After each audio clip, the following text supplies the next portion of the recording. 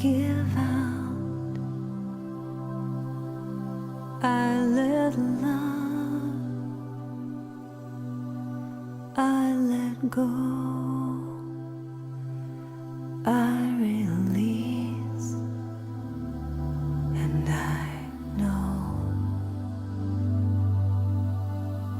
I forgive, I receive, I can feel, I believe, I am healed, I am whole, I release, I know.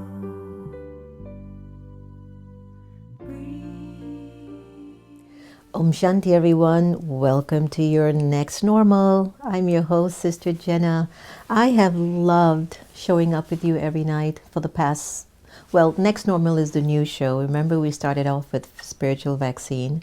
And I have to tell you, all of us here in the team have loved showing up with you for the last 6 months. We don't know how much longer it'll be, but for whatever it's worth, we want to take this time to tell you thank you from the bottom of our hearts, especially for those of you who have been with us from the beginning up until now. I can call out the names, but I won't. But some of your names are coming on the screen of my mind right now, and I want to mention you, but I'm afraid that I might miss folks who I shouldn't miss. So you know who you are. You've been with us from the beginning, and it's our intention that you will be with us until the continuation of things. No end, the continuation of things. Anyway, we've been having some really nice discussions, and today is one that's at the core of my being because it's about the courage to change. The courage to change. That's such a big topic, isn't it? Change sometimes comes in the ways that you least expected. You know, this pandemic has been something we all least expected. I know experts have said that there is a pending loom of a pandemic that will be catastrophic for the world. And they said that maybe 3, 4, 5 years ago. And yes, it did come. The change did come. So it's funny, isn't it? Sometimes you get the thought comes in, and the thought basically tries to signal to you, look ahead. Look ahead, something's about to give. Something's about to happen. And you and I, we all go through that. We all go through these moments where we're walking around in life and we might just have one foot on the ground and another foot hopping into the car. And right at that moment is the big aha, or the big realization moment. I'm reminding myself of this story. It was a story of a king. And he basically had summoned people in his kingdom to somehow come and give him what was really the secret and the mystery of life. So one particular wise prophet came in and told the king, you know, the meaning of life is to love. And he's like, I already know that. So he kind of told him to leave. Then another very distinguished man came into the kingdom and started to tell him that the real meaning and secret to life is to do as much service as you can possibly do. He goes, I already do that. I give donations to everyone in my kingdom. And he told him to leave his kingdom. And then a hunchback old man walked in. And the king looked at him with a sort of a disdain look. Who brought this man into my palace? And he just looked at him and he says, what are you here for? I'm looking for answers to life. And the little old man looked up at the king and said, you will understand the mystery and secret of life when one of your feet, one of your legs are on the ground, and then the other one is in the stirrup of your horse.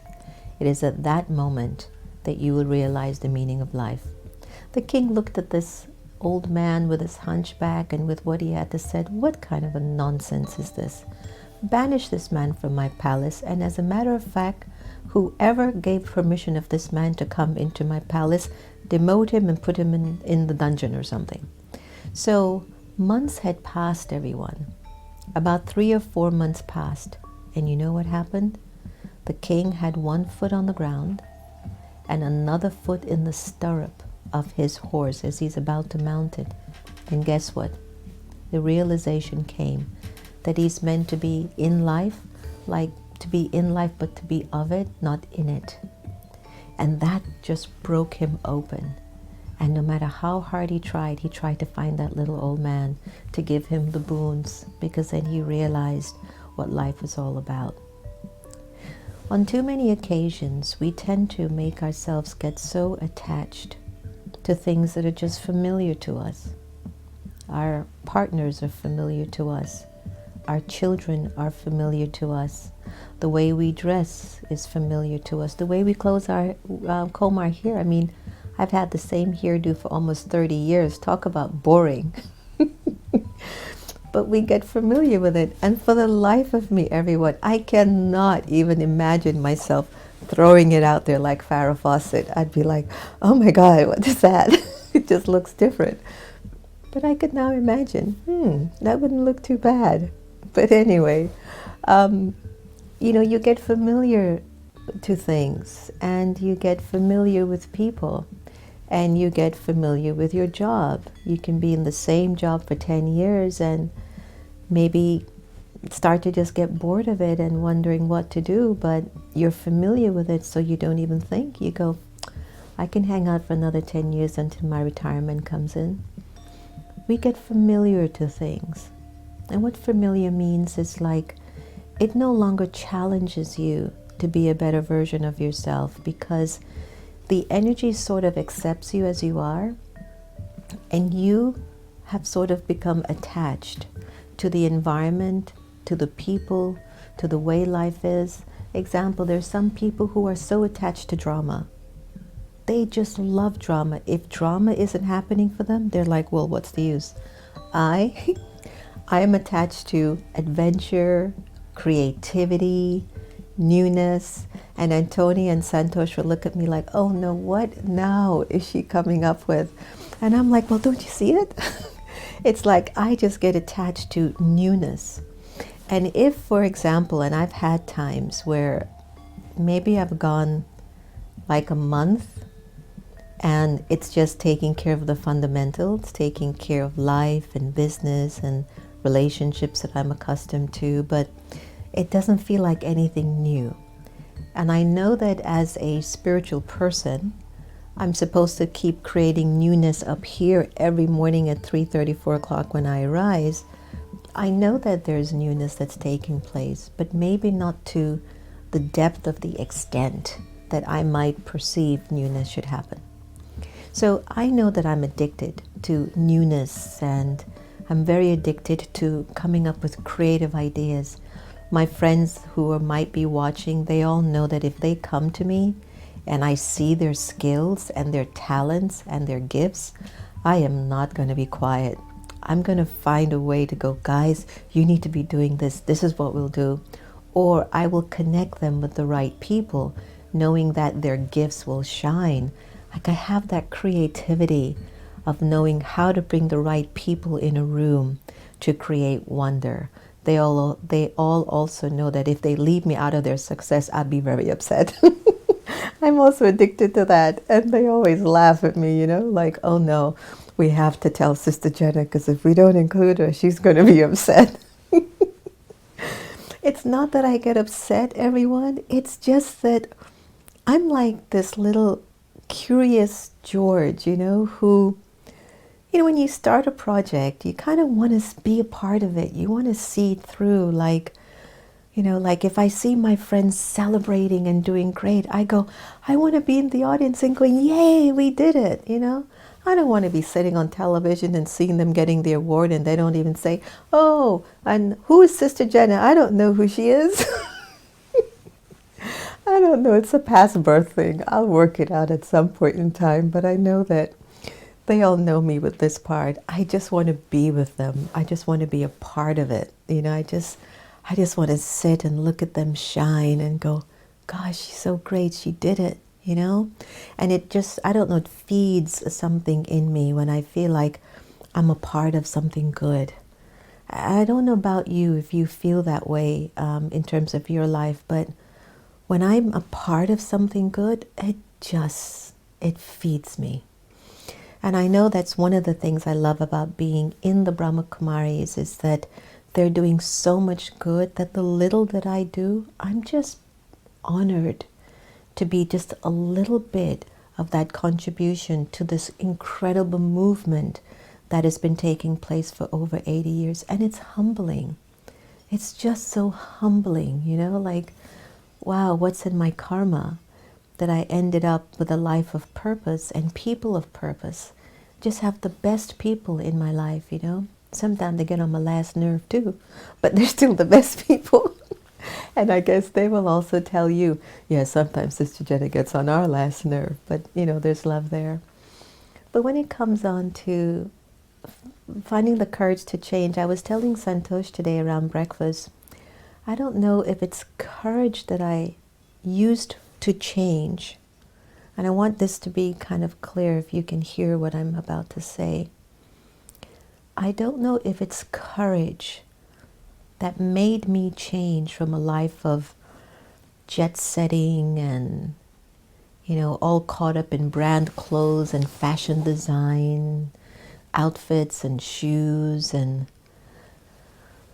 you know, really attached to my luxury cars and the lifestyle that I had and the people that were in and out of my life. I was really invested in that. I don't think it was courage that made me accept that I think that part of my story is coming to a close. I can't say it was courage.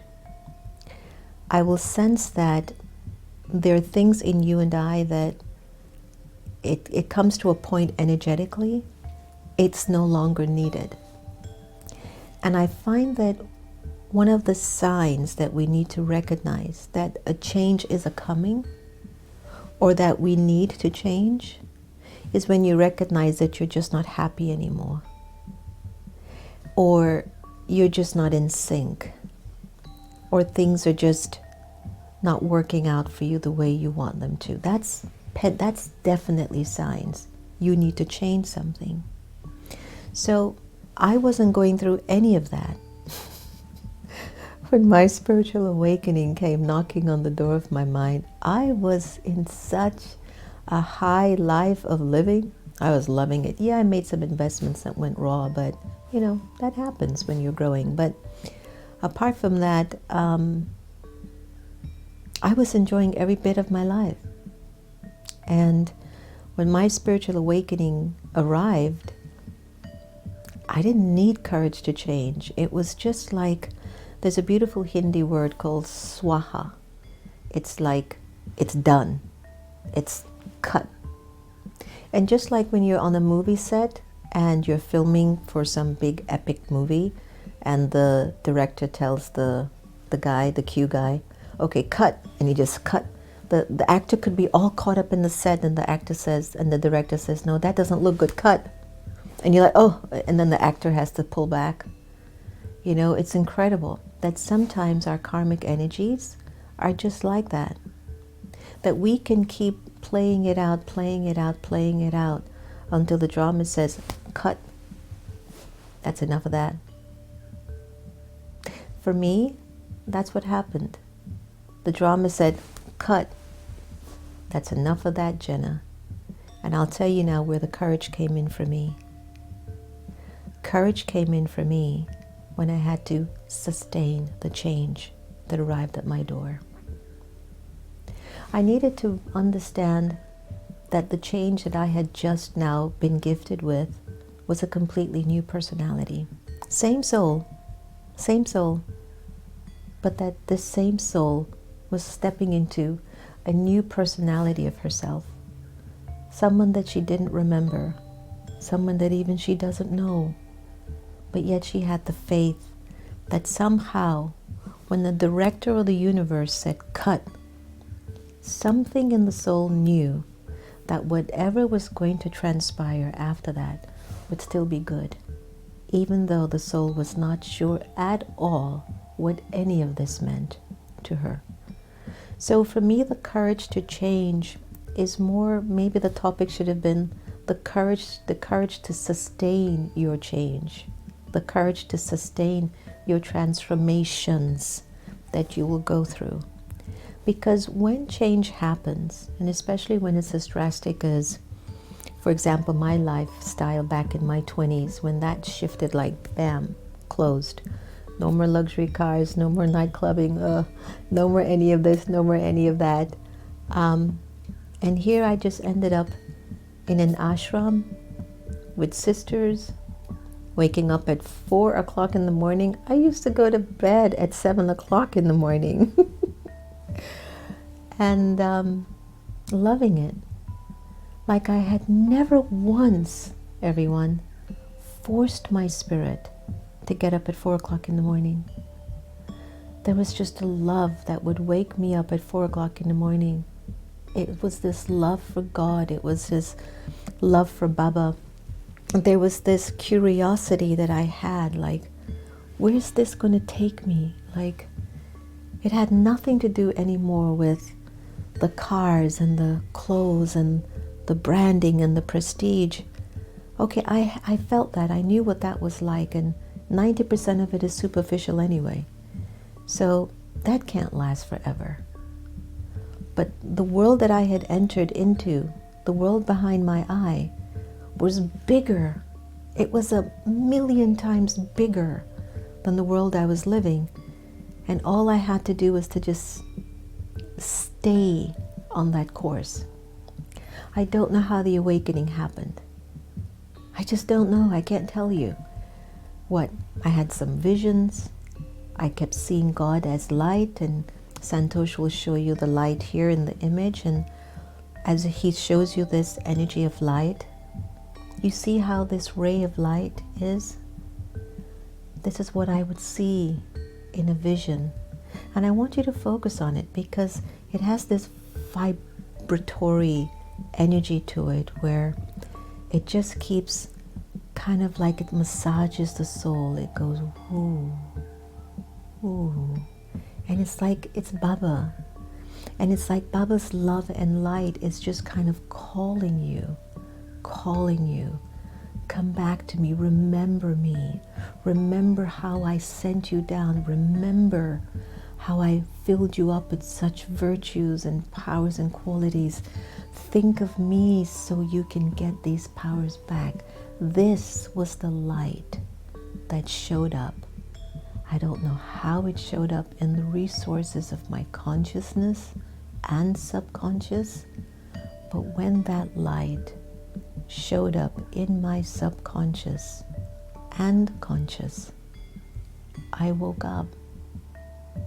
So everyone, you saw how that light, it was like it vibrates, and that's what I saw, and that's what I felt, and that's what accessed my subconscious and my consciousness. And when that happened for me, everyone, everything changed. Everything. I don't have the words how it happened. I just knew that it did. And I suspect now that I've learned so much with the Brahma Kumaris and I've understood the power of thoughts, it's that it seems that I, as a soul on my journey for many, many lifetimes, I've been calling out to God. I've been wanting to understand, who is this energy? Why is there suffering in the world? Why are some people born with such wealth, and why are some born in such poor environments? So there was a part of me, I believe, because even in this incarnation, I still had that desire. I remembered I was about age 4, 5, 6, around that time. I used to tell my mother, I'm going to become a psychologist, so anyone with mental issues, I will tell them about God and they'll become better. That was what I used to tell her. Now, I had no idea that, I guess that would be 20 years later, that I would be right in the heart of God and I would have Him in my heart. So it's very interesting, isn't it, everyone? It's amazing, right? So I didn't need the courage to change. Change just happened to have landed on my doorstep, so to speak. but I'd have needed the courage to sustain the change that had come to me in my life. And the courage that I needed wasn't as such that I wanted to go back to an old way that I was accustomed to, but the courage for me was not to allow thoughts of my past to consume my present newness. You got that one? Write that one down. Courage is a whole new definition of courage when it comes on to self-transformation. Courage means not to allow thoughts from my past to consume my present moment. And that's the courage that I have been applying in my spiritual journey with the Brahma Kumaris for over 25, 27 years. And it has been incredible. And I have to say, the courage isn't been a forced one. The courage has been guided by love. The love from that light, from Baba, the love from the example of Brahma Baba, the founder of the Brahma Kumaris, the daddies. You've all known about Daddy Janki, who has been my hero, and Daddy Prakash Mani are my two heroes in my life. But that I've been guided by these individuals who have paved the way and have shown us how to live in this world, especially at this time. And even if I didn't spend 24 hours a day with them, I didn't stay with them 7 days a week. When I would go to India, then I would touch base with them and I would see them. When they would come and visit me here, then I would see them for a little bit, or I would go and see them in Peace Village when they would visit, and we would just have moments together. And those moments were so precious because you knew these were lights for the world that had exuded the courage to maintain a purity and a sacredness that was so needed in the world. So when we look at the courage to change, I invite you to begin to observe the courage to sustain the transformation that will occur in you when it's taking you to a higher level, right? Higher level to me means my capacity to be more patient is increasing. My capacity to be more understanding is increasing. My capacity to be humble is increasing. My capacity of being a more peaceful person in the midst of chaos, that's increasing. That's what I mean. So when you can have the courage to sustain your change, let your change be a change that really heightens up your present and your future, that it's only there to bring you to this extremely noble, dignified, and higher dimension of existence. So I hope the little stories that I've shared with you have touched your hearts. I know they did for me today. It took me back to my childhood days of spirituality, and every time, folks, every time I remember that awakening, there was one of them. You guys are going to laugh, and don't roll your eyes at me either. I was on this motorcycle with a friend of ours, must have been about 23, and he was going 100 miles an hour, and that wind was just dynamic. And in the country that I was in, you didn't need a hemlet.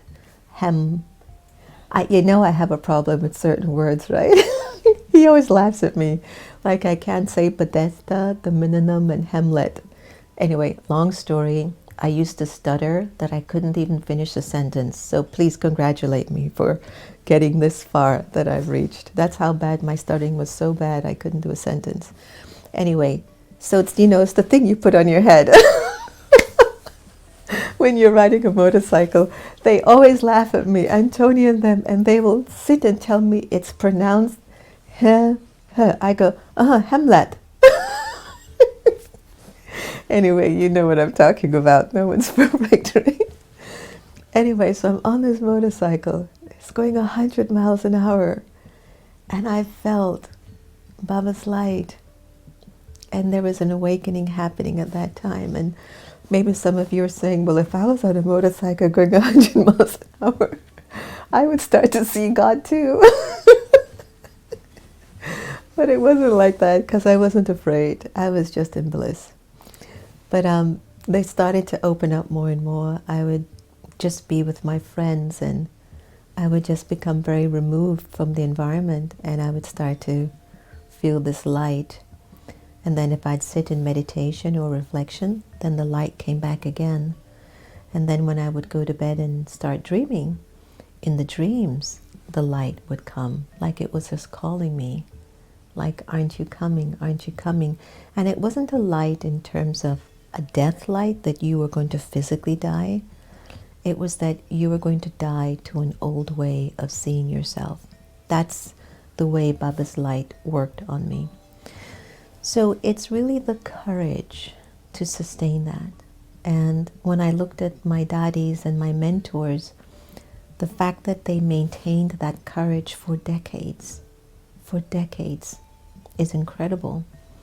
So you know, turn to those people, think of those people who inspire you and make you feel better about yourself. Think of the people who trust you, who keep motivating you and tell you you can do it, that you're it, man, you can make it. Let your being be consumed with that energy. And perhaps, you know, Baba's light will come knocking on the door of your mind, and Baba will just show up one day for you in such a way that he's just, I'm here for you. Are you ready now to stay awake? That just might be what Baba will say, right? Okay. So I've blabbed on long enough. Let's do what we do best here on the Next to Normal. Let's have a nice, deep meditation together. And think about this. Think about, what do you think your life is trying to signal to you and where change is needed? You know, like, what keeps coming up in your consciousness where you feel like, I don't want to be in this position anymore? And if you're clear on what that is, what power, what virtue, what aspect of spiritual knowledge, what is that thing that you need to start to do, starting from here first, in order to not only initiate the change, but to be able to have the courage to sustain that? So let's take this moment and have a beautiful meditation together. I relax my body and settle into physical stillness.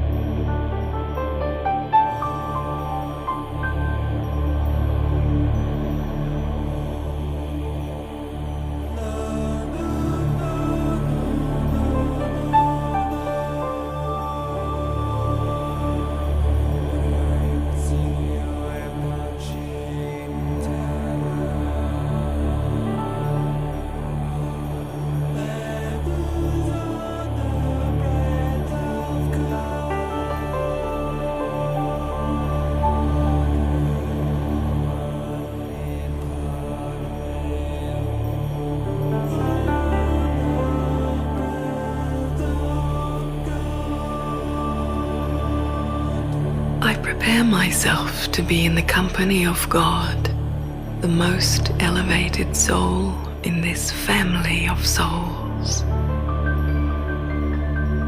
the supreme amongst all souls, ever pure, ever powerful,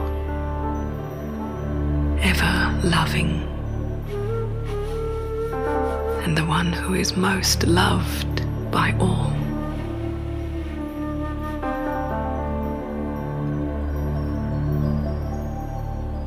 I reaffirm my identity as an elevated being. I remove the cloak of my human form, revealing my light.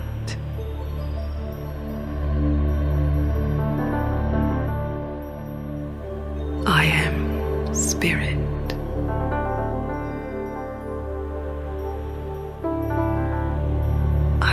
a soul, a beautiful, sparkling life energy, tiny and concentrated, a jewel of light.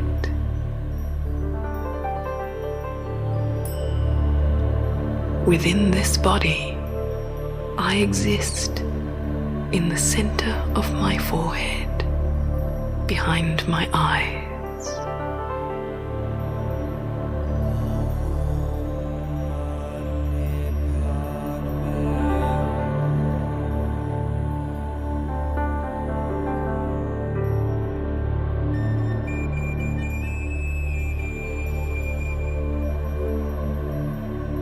My life energy surrounds my body in an aura of light.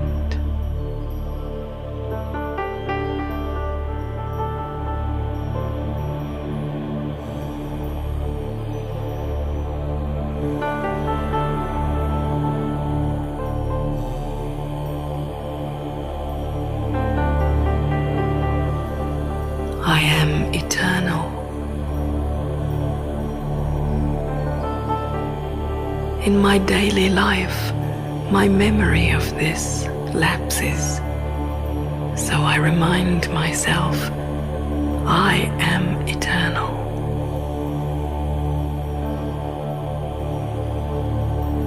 I am immortal. My body will die, but I am immortal. And I have journeyed through time for more than this one short life.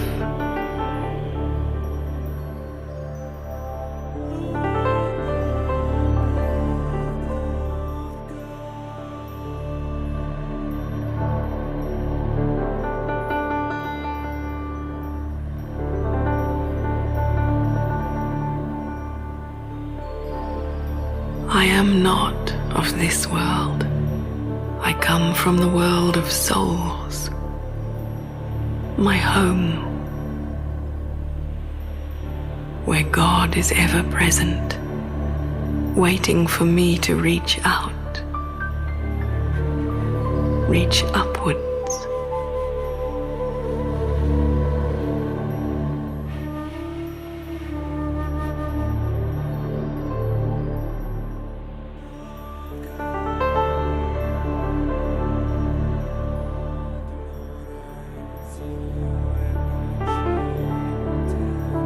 I attune myself once more to higher planes, greater pursuits.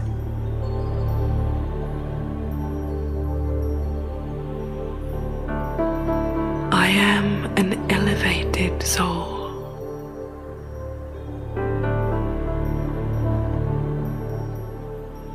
A being of light.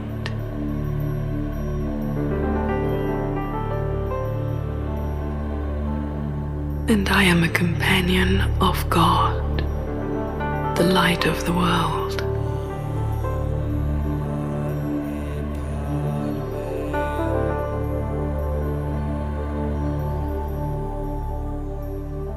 I am a helper of God.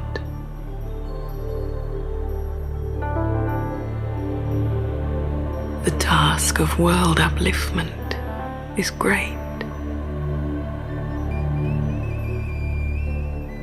Human hearts are weary, lost, despairing, afraid,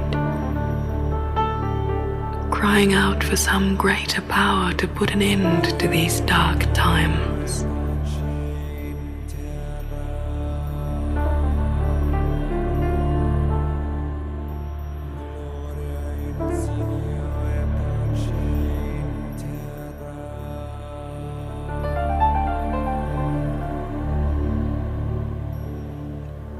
I accept my role as a helper of God.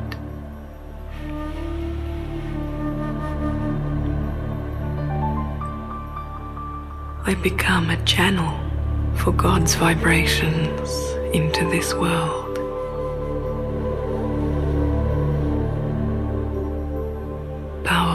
vibrations, healing vibrations.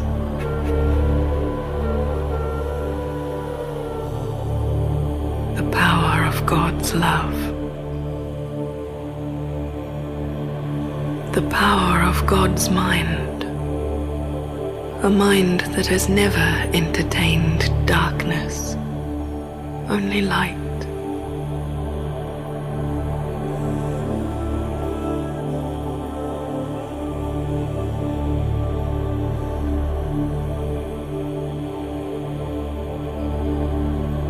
I sense you just above me, and your light is showering down on me like a fountain of light,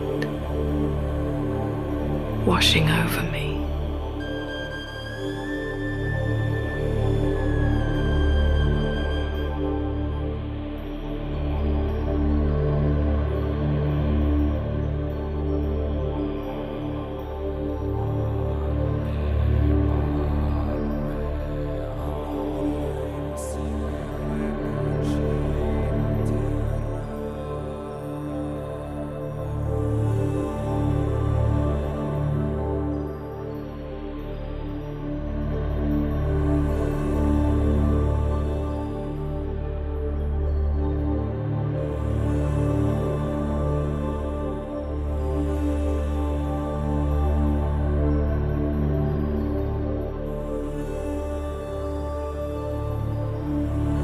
Bathe in your light.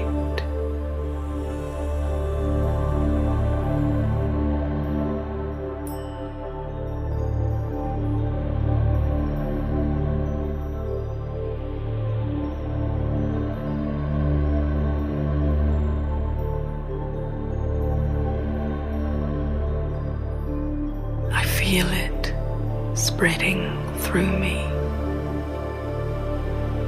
restoring my peace and equilibrium.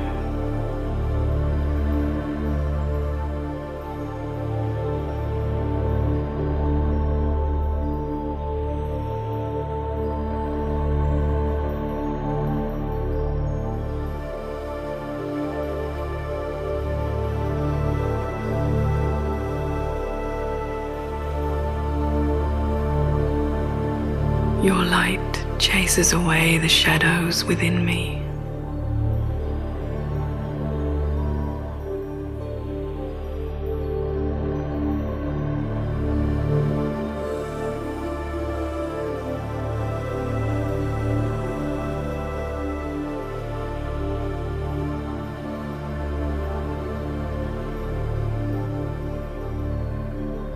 Your light and might gives me the courage to face all obstacles, weather all storms.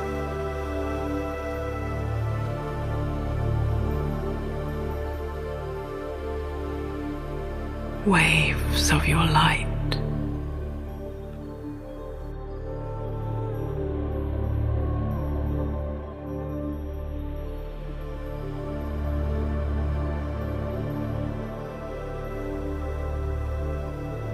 Fill me with your light.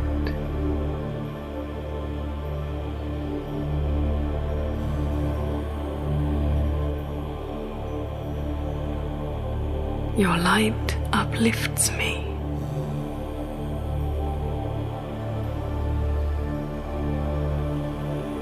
Your power comes into me and through me.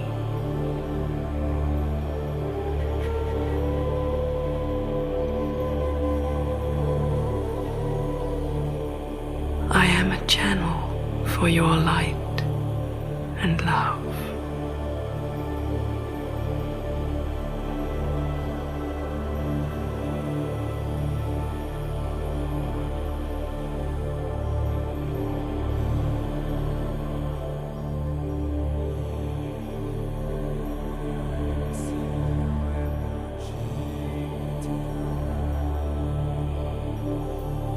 Soon it will be time to return to the world, but for a few more moments, I will stay in the light.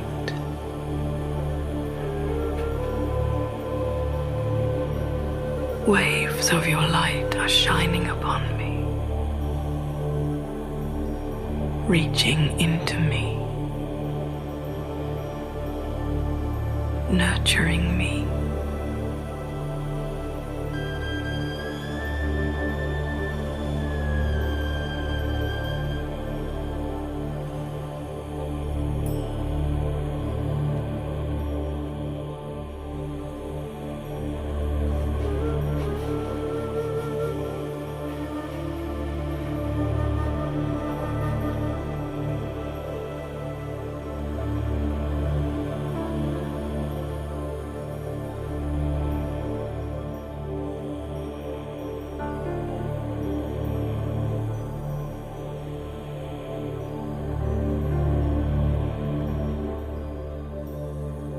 Slowly, gently, I allow my awareness to return to my body.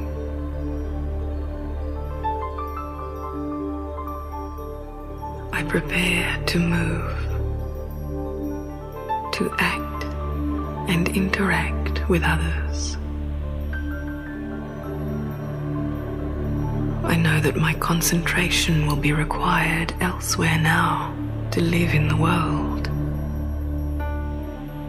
but I carry you with me. And from time to time throughout the day,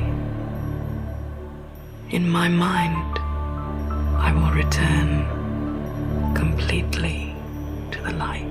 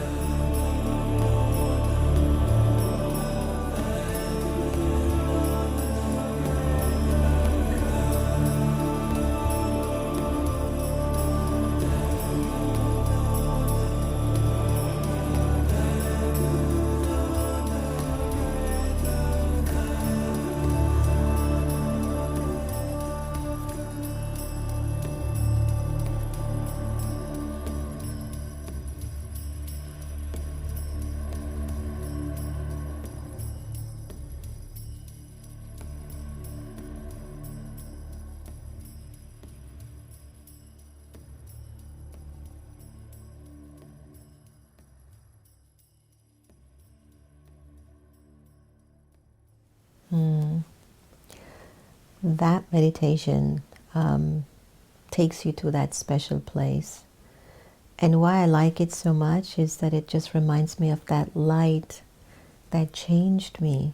It was Baba's light that changed me. It was the energy of the beauty of the feeling that opened up all the resources of the blocks that were in here. And it just went popped wide open. And it was like I could just see things that I couldn't see before. And it wasn't about seeing to believe. No, it was like what I couldn't see, I would start to seek deeper meaning and deeper understanding. So I hope you enjoyed that. Tonight we're talking about the courage to change, everyone, if you're just tuning in. And actually, I was looking more at the courage to sustain the change, especially if the change is beneficial and it's taken me to that higher level of being who I know I'm called to be. I think a lot of us are getting the signal, especially during the pandemic. A lot of us are being asked to be a better version, but it becomes difficult at times because the energy, the people, the routine, we've become so familiar with them that we feel like we're in this downward spiral energy that keeps pulling us, but we just want to be an elixir and just pop open, just go up. but we're not able to do it because everything around me is so familiar. And when we think about change, it's unfamiliar. We sit, we have ideas in our heads, we think about how we would like to be, we think about what we would like to be, we think about what we would like to have in our lives, but very rarely do we ever think about the thoughts that are required to become what we want to become, or to acquire what we feel we deserve to acquire. Sometimes it's easier to think about the Rolls Royce. When I was in Florida a few years ago, Panache Desai had bought this brand new Rolls Royce, and I just said, you got to let me drive that car. And it was such a beautiful car. Anyway, that's another story. You see where your intellect goes in the midst of conversations? Because cars are like my love, you know? Anyway, don't go there. I have to keep changing, you see? The courage to change. Did you see that example, everyone?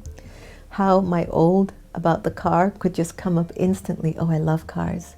And then, oh, no, come back. You want to sustain your change. And I'm not saying that that was bad, but what's that going to get me? I can't buy a Rolls Royce. I can't even afford a Pinto, much less back in the days when we used to have those cars. But the point that I'm making is that you have to keep finding a way to just stay on track with the change that's occurring, you know? And so when you really go inside of yourself and you start to look at what is really required to change you, the question is, have you applied the right thoughts that can create the change, that create the manifestation? Again, it's easy to use your thoughts to say, oh, I want a Rolls Royce, you know, or I want, you know, you can imagine the person that you want to marry, or you can even imagine your spiritual final form of yourself. It's entirely up to you. But when you see it with your two eyes, it seems like it's easier. It's almost as if you are focusing on the material aspect of it, and you think like you're seeing it every day. You're going, yeah, the Rolls Royce is getting closer. Yes, yes, yes, I want that Rolls. But that's still not the real energy. The real thought energy to sustain your change is connected to your virtues, your powers, your purity of existence. And when those thoughts of purity and virtues and powers become a pattern in you, and they just keep flowing and influencing your thoughts, your words, your choices, the soul starts to develop a kind of a faith in itself, knowing that in time it has to come. I don't even question that it won't come. Everything in your being knows that you're just being prepared for it. So when you apply the courage to sustain your transformation, especially when your transformation is this really deep, private, intimate meeting with yourself, with God, and with your future, you better believe there's just going to be courage is just your shadow. So remember what courage was? Where it doesn't allow your past to interfere with your present moment. Then every step you take, it's a step of courage. Because you're not allowing the past of familiarity, what you're familiar with, which you're tired of. You're tired of it. And people even maybe around you are tired of it too with you. But you apply the energy of that courage to make your present what you know it must be in order for your future to be so bright. Anyway, I'm so glad that you were able to take the time to join me tonight on The Next Normal. It matters a lot.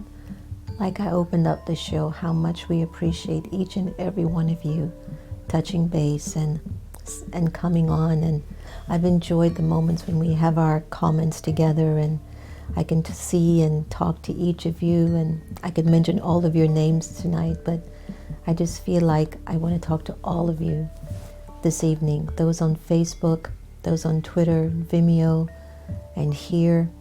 And it's not necessarily about hundreds of thousands. which of course would be great. It would be great. You put your energy out there and hundreds of thousands say, wow, I really like that vibe. It's not that it feeds your ego. It's just that it shares. It's like, I'd rather cook for 100 people than just for one person. Like if I'm going to cook and I have to cook, then let me cook. But then let me just cook for 100. So even when all of us show up here on the Next Normal with you, that's what it is. We have to cook. So when we're cooking, we want to cook for all of you to make sure each of you can come and take what you need, feed on what you want. But also, I want you to know that we also receive from you. We receive your love. We receive your good wishes. We receive your blessings. And that matters. That matters a lot.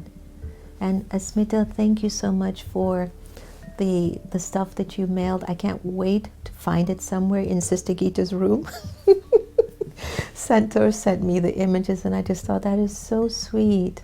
That was just so sweet. So we're going to dig up her room and we're so convinced we will find it. We will certainly find it in her room, without a doubt. But those are the things I know for us as a community that matters so much. I know I had mentioned and some of you had sent us a nice message about the donations for the Meditation Museum.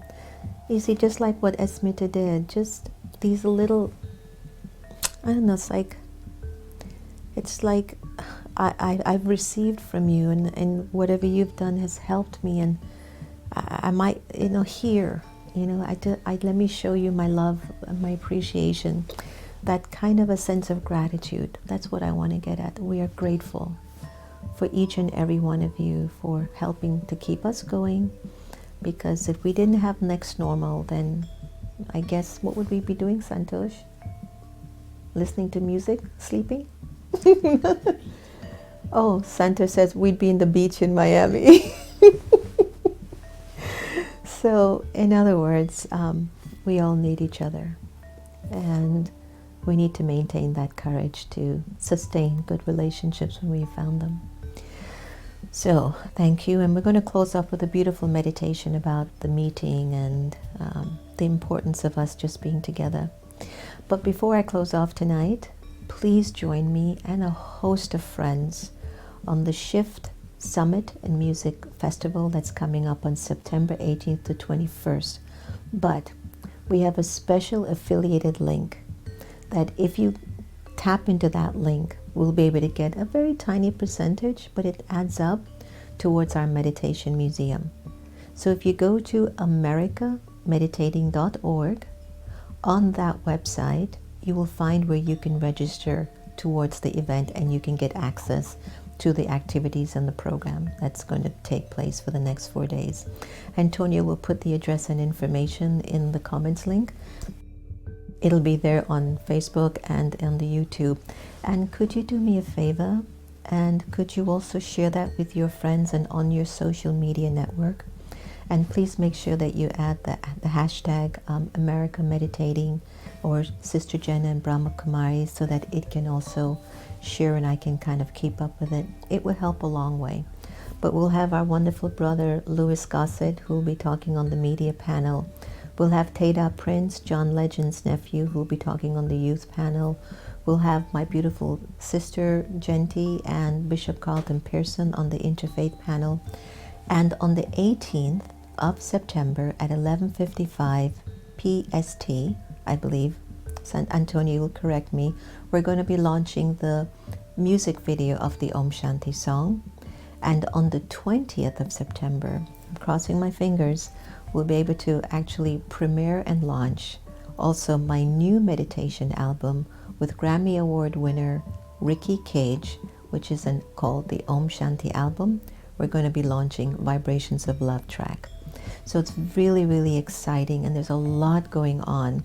And we also have the final production of the documentary film that we produced in-house here called Zoom Meditation. Can you find yourself on Zoom?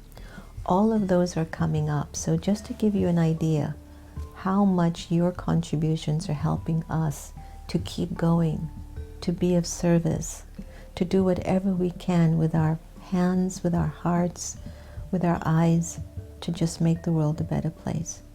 So again, today is just a feeling of gratitude to each and every one of you for being so incredible with us on the journey for the last 6 months. We wish you so much good, so much awesomeness, and we wish you Baba's love and Baba's protection and Baba's peace and purity. So enjoy this meditation, and don't forget to stay tuned with some of the promos at the end, and I'll see you tomorrow. Om Shanti.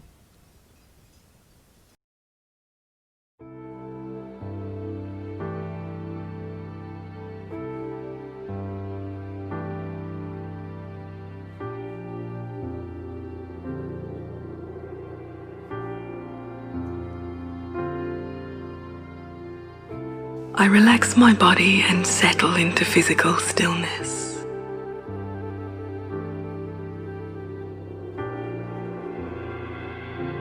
I notice that my breathing is slow and steady. I feel good that I have made this time for my meditation. I am creating a state of inner peace.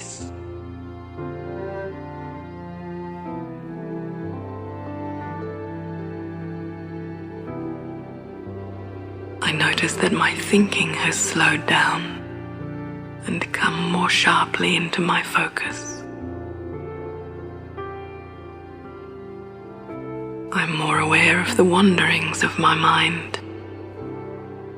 I keep refocusing my mind on my meditation. In this way, I prepare to meet with God.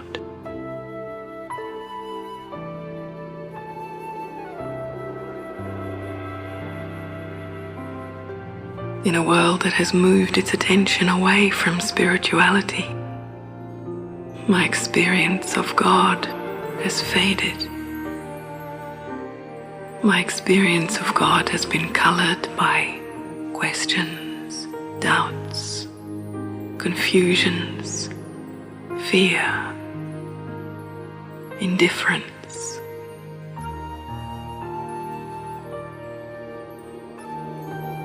I want to strengthen my connection with you, renew my relationship with you, so that I can experience your love and draw your power into me.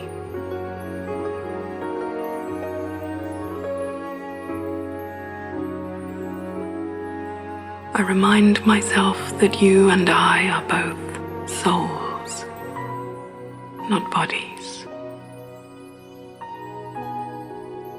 In this way, we are the same, you and I, beings of energy, subtle, spiritual entities. I play out my part through my body, and you never take a body of your own. You never live a human existence.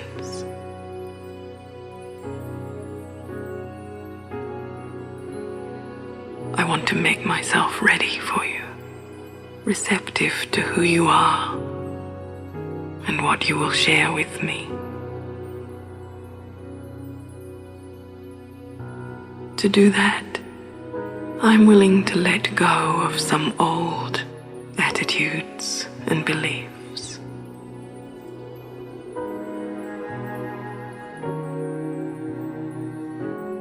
I know you are pure, so I put aside my cynicism and allow my own pure heart to come out of hiding.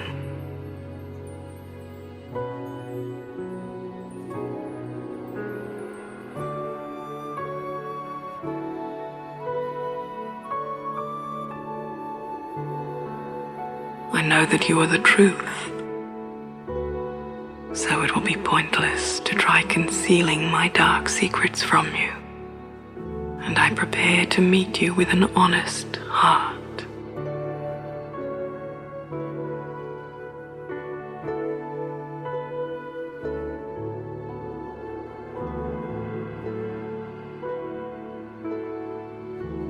I know you are the most powerful being in the universe, so I forget my self-importance, grateful for your company.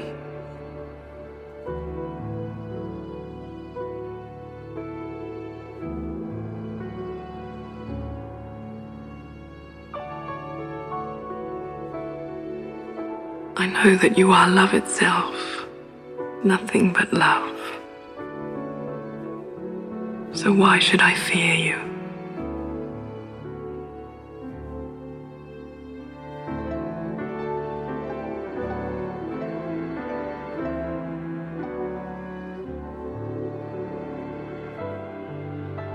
I know your love is unconditional, and that I don't need to win your love.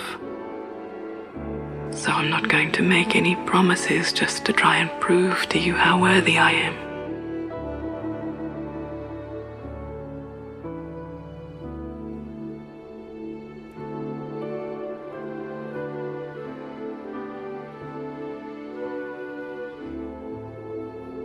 I know that you are complete in yourself and need nothing from me. So I am able to trust you.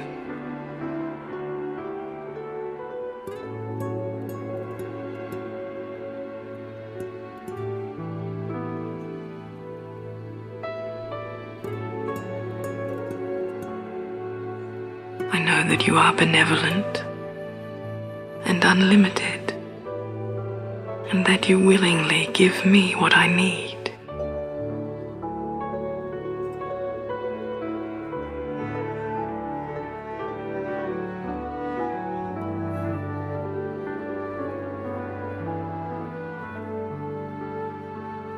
I know you love every soul. So my habit of feeling not good enough is a waste of my energy. I rest in the surety that I am worthy of your love and attention.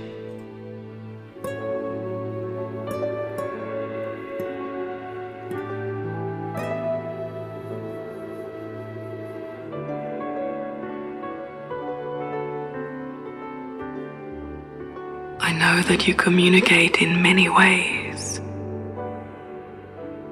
and that my perception of you may come to me in pictures or symbols, words, sounds, or subtle feelings. It may feel like it's just my imagination, or my desire to be with you, not the real thing. That's okay. According to who I am, I will perceive your presence.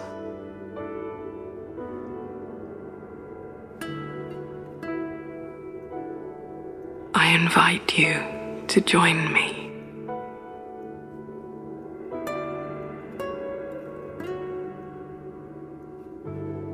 In the stillness,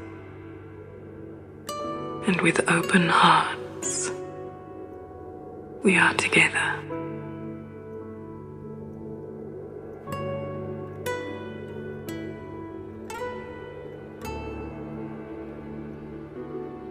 You know me better than I know myself.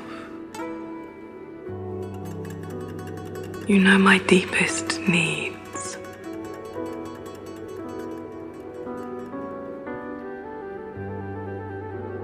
With gratitude, I open myself to your wisdom and guidance.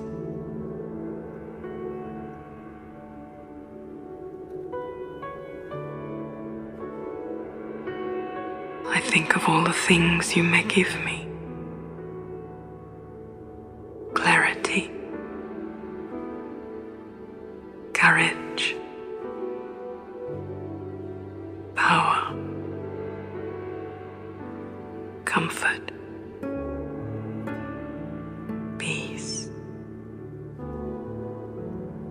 wisdom.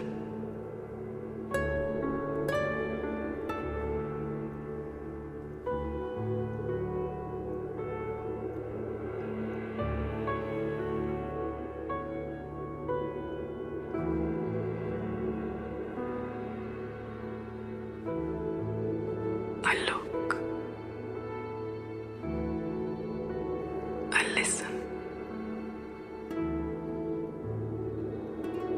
I sense your presence.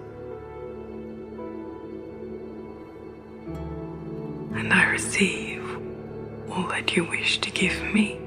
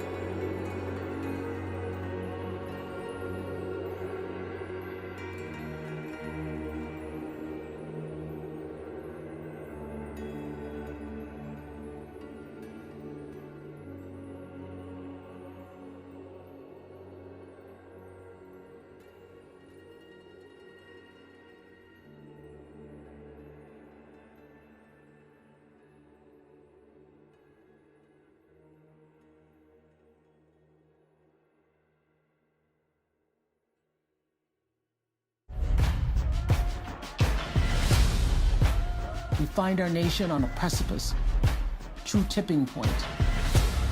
Is this the moment that will finally change our country? Trying to rain on the thunder. Tell the storm I'm new. I'ma rain on this bitter love. Tell the sweet I'm new.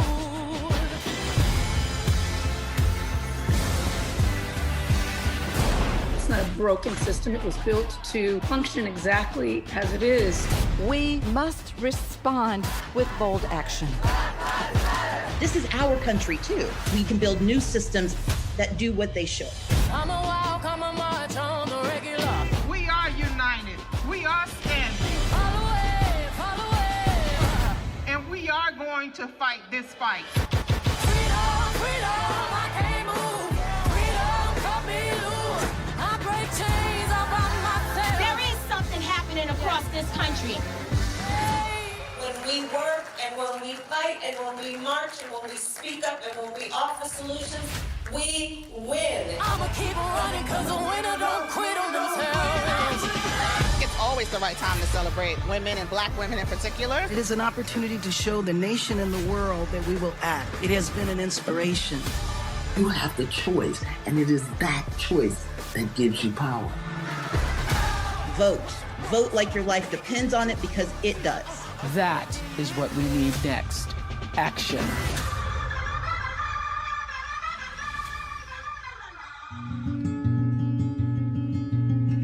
Hi everyone, it's Sister Jenna from America Meditating Radio.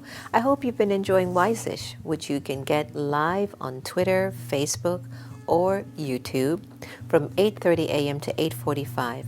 But you can also get it on demand 24/7. It's going to be your power boost for the morning. It's your daily dose for the soul. It's just going to encourage you to make the day that much more valuable. So join us. Looking forward to seeing you.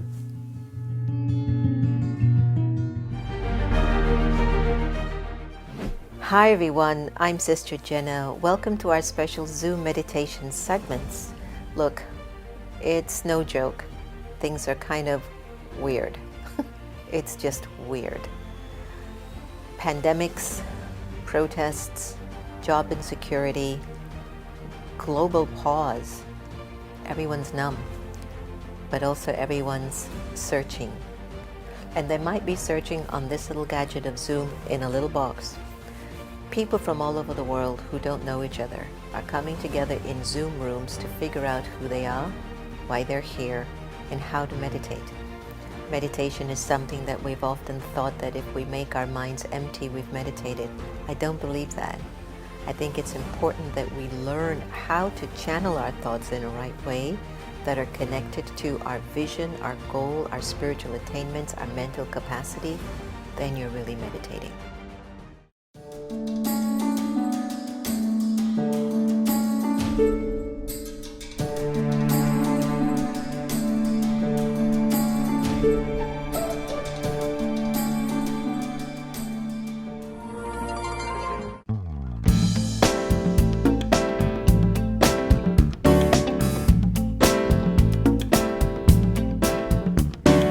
Thank you for this day, Spirit, thank you for this day.